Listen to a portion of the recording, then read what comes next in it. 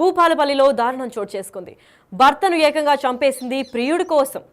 ప్రియుడి కోసం భర్తను చంపి విషం కూడా ఇచ్చినట్టు తెలుస్తోంది. అయితే భూపాలపల్లి జిల్లాలో దారుణం చోటు చేసుకుంది. ప్రియుడి కోసం భర్తను ఏకంగా చంపేసింది భార్య.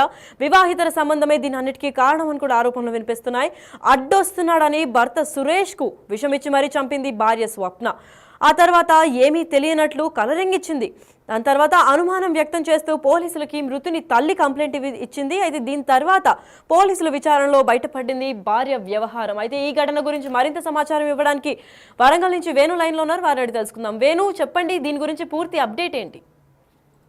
లక్ష్మి 10 సంవత్సరాల క్రితము భూపాలపల్లి జిల్లాలో కాసిందేవిపల్లికి చెందినటువంటి సురేష్ తాను ముదిరాజు కులస్తుడు, చేపల వ్యాపారం చేసుకుంటాడు. తనకి స్వప్న అనే మహిళతో వివాహం జరిగింది. 10 ఏళ్లలో వారికి 2 పిల్లలు, ఒక పాప ఒక బాబు ఉన్నారు. అయితే మొన్న రాత్రి కబడ్డీ టోర్నమెంట్ ఆ గ్రామంలో జరిగితే అక్కడికి వెళ్లి చూసి వచ్చిన తర్వాత 9 గంటలకు తాను భోజనం చేసి పడుకున్నాడు. నిన్న తెల్లవారుజామున 5 గంటల ప్రాంతం లోపల తన ఇంటి నుంచి అరుపులు వినిపించాయి. సో ఆ అరుపులు విన్న చుట్టుపక్కల వారు వెళ్లి చూసేసరికి ఈ యొక్క సురేష్ భార్య స్వప్న అక్కడ ఏడుస్తూ కనిపించింది. భర్త మృతి చెందారు, కదలట్లేదంటూ కూడా ఆమె కొంత కన్నీళ్లు పెట్టుకుంటూ కూడా చుట్టుపక్కల వారితో చెప్పింది. దీంతో వాళ్ళంతా కూడా పోలీసులకు సమాచారం అందించారు. మరోవైపు అదే గ్రామంలో ఉంటున్నటువంటి మృతుడు సురేష్ తల్లి సుగుణకు కూడా సమాచారం అందించారు. అయితే వాళ్ళందరూ వచ్చి చూసేసరికి సురేష్ మంచంపై అలాగే పడుకుని ఉంది. నోటి నుంచి కొన్ని నురగలు వచ్చినటువంటి పరిస్థితి. దాంతో పాటుగా తన వీపుపై తలపై కూడా కొన్ని గాయాలు కనిపించాయి. దీంతో అనుమానం వచ్చినటువంటి సుగుణ మృతుని తల్లి పోలీసులకు ఫిర్యాదు చేసింది. పోలీసులు ఎంక్వైరీ చేయగా తాను పడుకున్న తర్వాత తనకు సంబంధించిన మంచంపై ఉన్నటువంటి ప్లాస్టిక్ నవారు సంబంధించిన దాదాపు 2-3 చోట్ల తెగి ఉన్నాయి. అంటే తను బలవంతంగా ఎవరో గొంతు తీసుకు చంపినటువంటి ఆనవాళ్లు కొన్ని కనిపించాయి. దాంతో పాటుగా తన నోటి నుంచి నురుగ రావడం కూడా పలు అనుమానం వచ్చింది. దీంతో పోలీసులు సుగుణ ఇచ్చిన ఫిర్యాదు మేరకు తన భార్య స్వప్నపై పోలీసు కేసు నమోదు చేశారు. అయితే పోలీసుల విచారణ లోపల కూడా కీలక అంశాలు బయటకు వస్తున్నాయి. ఇదే స్వప్న ఎవరైతే మృతుని భార్య ఉందో ఆ భార్య గత 4 సంవత్సరాల నుంచి అదే గ్రామానికి చెందిన స్వామి అనే వ్యక్తితో అక్రమ సంబంధం పెట్టుకుందని తెలుస్తోంది. ఈ అక్రమ సంబంధ విషయం భర్తకు తెలిసిన తర్వాత పలుసార్లు ఇద్దరి మధ్య గొడవలు జరిగాయి. ఈ గొడవల తర్వాత సమక్షంలో కూడా ఈ పెద్ద మనుషులు కూడా కాంప్రమైజ్ చేసిన తర్వాత చాలా రోజుల నుంచి కూడా భర్తను చంపుతానంటూ కూడా భార్య బెదిరింపులో పాల్పడాలో తెలుస్తుంది.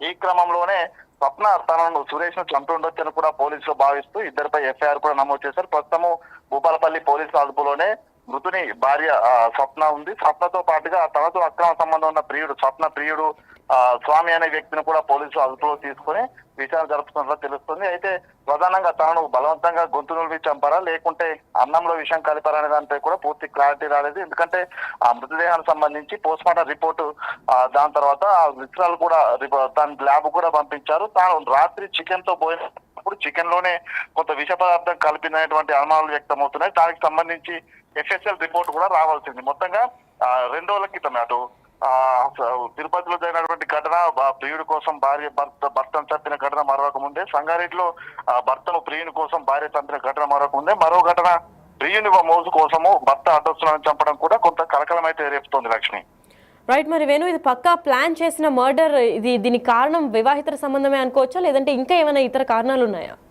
100%. ఎందుకంటే భార్య భర్తల మధ్య తరచూ గొడవలు జరుగుతున్నాయి. గొడవలన్నిటికీ కారణం కూడా భార్య మరో వ్యక్తితోని మరో వివాహితుడితోని అక్రమ సంబంధం పెట్టుకోవడం. ఇదంతా కూడా దాదాపు 4-5 సార్లు పెద్ద మనుషుల సమక్షంలోకి వెళ్ళి పెద్ద మనుషులు కూడా నచ్చజెప్పే ప్రయత్నం చేశారు. తన తీరు మార్చుకోవాలంటూ కూడా స్వప్నకు హెచ్చరికలు కూడా జారీ చేశారు. అయినా కూడా స్వప్న తీరు మార్చుకోకపోవడంతో తరచూ గొడవలు వస్తున్నాయని కూడా తెలుస్తుంది. ఈ క్రమంలోనే గత కొద్ది రోజుల నుంచి తన భర్తతో పాటు ప్రతిరోజు గొడవ పడుతుంది స్వప్న అటువంటి చుట్టుపక్కల వాళ్ళు కూడా చెప్తున్నారు. ఈ క్రమంలోనే భర్తను అడ్డు తొలగించుకున్నటువంటి నెపంతోనే తాను పక్కా ప్లాన్ తో ఉన్నట్టుగా తెలుస్తుంది. ఎందుకంటే తాను ఆహారంలో విషం కలపాలంటే పథకం ప్రకారం విషయాన్ని కొనుగోలు చేయాలి, లేకపోతే తనకు ఎవరైనా సహకారం అందించి ఆ విషయం తీసుకొచ్చి ఉండాలి. సో అంటే అన్నంలో విషం కలిపేటువంటి సమయం కోసం వేచి చూసిందని కూడా చెప్పుకోవచ్చు. ఇదంతా ప్లానింగ్ లేని జరిగే పరిస్థితి, అప్పటికప్పుడుగా యాదృచ్ఛికంగా జరిగేటువంటి పరిస్థితి లేదు కాబట్టి పక్కా ప్లాన్ తోనే అన్నంలో విషం ఇచ్చినటువంటి వస్తుంది. ప్రధానంగా దీనికి సంబంధించి ఎఫ్ఎస్ఎల్ రిపోర్ట్ వస్తే అందులో తను తిన్నటువంటి ఫుడ్ లోపల ఏ పదార్థం కలిపిందని కూడా బయటకు వస్తుంది. ఓవైపు విషం ఇచ్చిన తర్వాత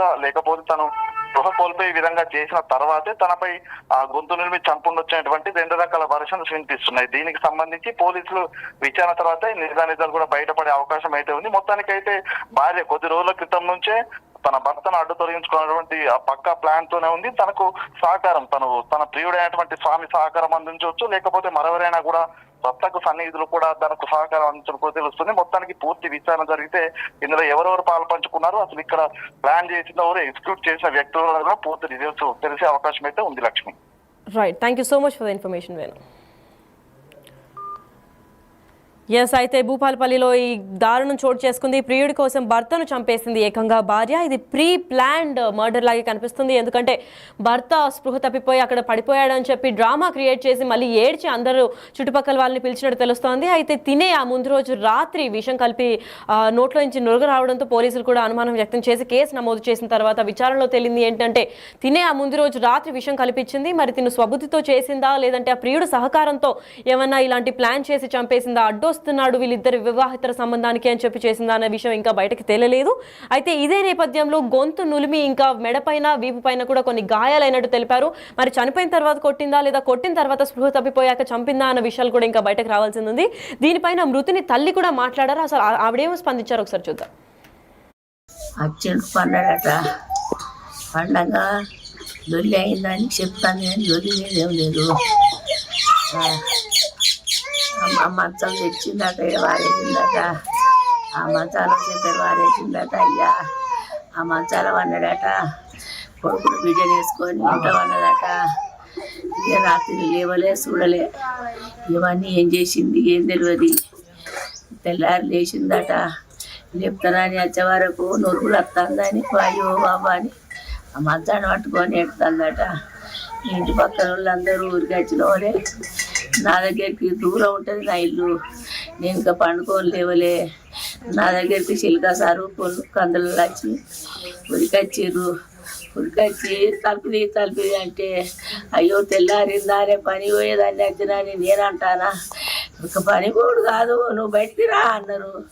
నేను బయటకు వచ్చే వరకు సురేష్ చచ్చిపోయాడట అన్నారు. ఇక నేను అదే లేచుడు బిబ్బరం మొత్తుకొని నా కొడుకు దగ్గరికి వచ్చిన. నా కొడుకు దగ్గరికి వచ్చే వరకు మంచాల పోయే పానం ఉన్నది. పట్టు అని అందరూ తెచ్చిర్రు నాయ్యా. ఇక ఇట్లెందుకు అయిందని చెప్తే నాకేం తెలియదు. నేను ఇంట్లో వాళ్ళ చెప్తాంది. వాళ్ళు పోలీసు వాళ్ళు వచ్చినాక గిట్లెందుకు అయిందమ్మా, నువ్వు మధ్యలో వేసి చూడలేదంటే నేను చూడలేదు సారు, నేనేం చేయలేదు సారు అంటుంది. ఈ ఆడికి ఆగో నవార తిరిగింది, 3 దిక్కుల నవార తెగింది. ఇది గిట్లెందుకు అయిందమ్మా అంటే అది ఉన్నది సార్ అన్నాడు. ఇగో ఇది ఏమో ఎప్పుడు తెగిందో అన్నది. అది ఎప్పుడు తెగింది కాదమ్మా, నైటే తెగిందని వాళ్ళు అన్నారు. ఇక ఆడికే పోలీసు వాళ్ళు అంత పక్క లావట్టిర్రు. ఈ ఎన్నుపంట అన్ని దెబ్బలే, ఈ ముఖం మీద అన్ని గావులే, అవన్నీ చూచిర్రు. ఈ మొఖాలు కూరాడు కొడితే మొఖాలు దెబ్బ ఇంకా మారలే. చికెన్ కూరలా మందు కలిపిందట. ఒక బీరు సీసా, ఒక బరండి పవ్వ చీరల కిందేసిందట. చీరల్లా కట్టుకునే చీరలు వేసిందట. అవి ఎంకులాడుకొని వాళ్ళు మళ్ళా సాయంత్రం 6 గంటలకు వచ్చి ఎంకులాడుకొని పట్టుకొని. సో అయితే భూపాలపల్లిలో జరిగిన ఈ దారుణం చూసి ఆ మృతుని తల్లి, అంటే మృతుడు చనిపోయిన ఆయన పేరు సురేష్, సో ఆయన తల్లి కూడా కన్నీరు మున్నీరు అవుతున్నారు. మనం కూడా చూస్తున్నాము. అయితే ఇదంతా ఏంటి అని పోలీసులకు ప్రశ్నించగా భార్య నాకు తెలియదు సార్, అర్ధరాత్రి నిద్రలో పోయాడు అని చెప్పుకుంటూ వచ్చిందంట. అయితే ఇంకా తీవ్ర స్థాయిలో పోలీసులకి అనుమానం వ్యక్తం చేసాగిన తర్వాత విచారణ ఇంకా డీప్గా చేద్దాము అని అనుకున్న తర్వాత మరి నవారు ఎలా తెగిందమ్మా, దెబ్బలు ఏంటి మనిషికి అని అనిన తర్వాత నిజంగా నేనేం చేయలేదు, ఎప్పటి నుంచో తెగిన నవారు అనడంతో ఇంకా అనుమానాలు వ్యక్తమయ్యి దాని తర్వాత డీప్ ఇన్వెస్టిగేషన్ జరిగిన తర్వాత తెలిసింది ఏంటి అంటే ఒక ఫుల్ బాటిల్ బియర్ ఇచ్చి దాని తర్వాత అన్నంలో అంటే చికెన్